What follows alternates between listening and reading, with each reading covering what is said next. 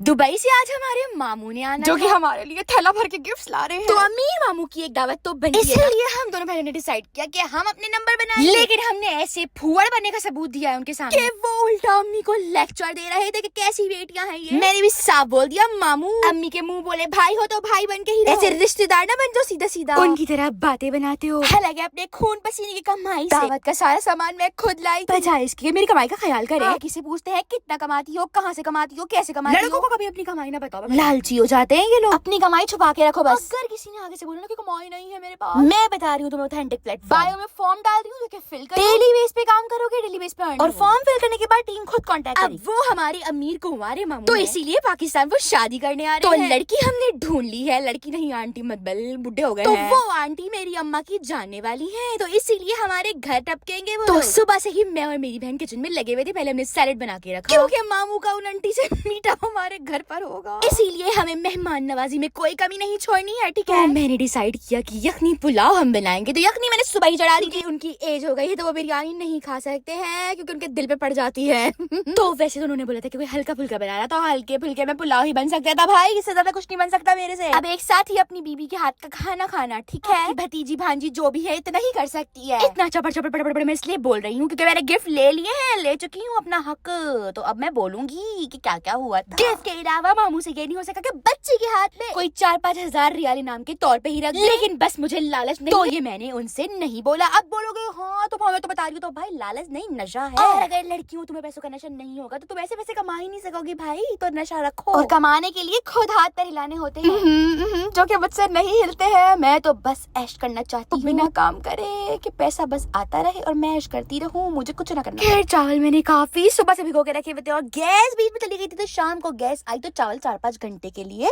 भीगे रहे। और जब ये भीगे रहे तो उसके बाद ये मोटे मोटे फूल गए, और फूलने के बाद जब मैंने इसको दम दिया तो ये टूट गए और कनकी चावल बन गए। फिर मैंने चटनी बनाई। मुझे इतना रोना आ रहा है, मुझे इतनी टेंशन लगी रही कि मैं ये खिचड़ी चावल खिलाऊंगी। लेकिन कोई ना, जैसे भी थे ये टेस्ट में बहुत लाजवाब थे, तो कोई जज नहीं करेगा। और जिसने जज किया मैं बस कुछ नहीं कर सकती, मैं रो जाऊंगी आगे से क्योंकि मुझे रोना बहुत आता है। ये रोस्टेड टोमेटोज की चटनी बहुत कमाल लगती है, मतलब इसे आलू के पराठे के साथ खाओ तो लाजवाब, लेकिन चावल के साथ खाओ तो और भी लाजवाब। तो बस आप देख लो क्या करना है आपको, बनाना है नहीं बनाना। नहीं बनाना तो बस आप चावल ऐसे बना के खा लो, नहीं बनता चावल भी तो बाहर से खरीद के खा लो। मेहनत क्यों कर रहे हो? हाँ, तो मेहनत करने के लिए पैदा हुए हो? बिल्कुल नहीं, आराम करने के लिए पैदा हुए। खैर पीच ड्रिंक हमने बनानी थी, तो पीच लेमनेड समझ लो, ये लेमनेड टाइप है कुछ। पीच सिरप वगैरह मेरी छोटी बहन ने बना के रखा था, बस मैंने असेंबलिंग की थी और ये बस रेडी हो गया सब कुछ। अब चलो भागो, बाय।